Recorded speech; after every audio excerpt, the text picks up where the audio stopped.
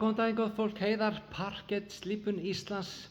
Heyrðu, hér enn eitt verkefni sem langar til að sýna ykkur. Hérna ég nefnilega á Ísafirði, í raun og veru félagsheimilinu í Hnífsdal við Ísafjörð og hérna ég taka félagsheimili í gegn og ég held að hérna hafi Stuðmenn, Böttuköp, SSSól, Sálin og fleiri bönd stigið á svið og hérna gert allt vitlaust.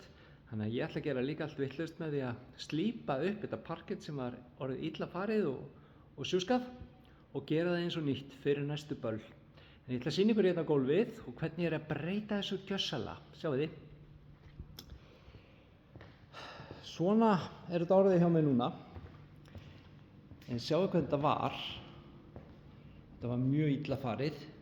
Allar rispurnar hérna og það er hoggið og hólur hérna eftir pinnahælana og allt saman Þannig að þetta var mjög illa farið en ég er núna að slípa þetta bara upp og sjáu hvernig ég er að lýsa þetta. Sjáu muninn.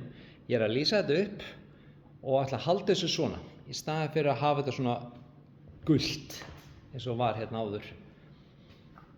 En segi þetta er illa rispað, mikið notað, hérna hefur mikið verið dansað og ég byrjar að slípa þetta upp og ég byrjar að lýsa þetta upp. Sjáu muninn, bara sýni ykkur hérna muninn. Sjáu þið.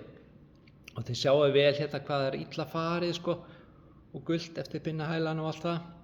Og svo þegar ég byrjar að slípa þetta og er að fegra gólfið og gera það eins og nýtt. Sjáu þið muninn. Þetta er svakalegt Þetta er svakalegt.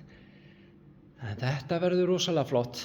Þetta verður allt annað. Nú verður þetta tjúkta vel hér eftir ég er búinn að ljúka mér af og gera garðinn frægan.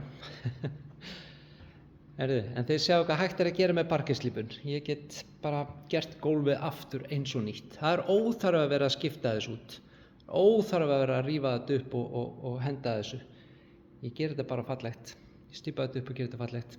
Það er nefnilega ýmislegt hægt með parkettslípun. Þið sjáu það.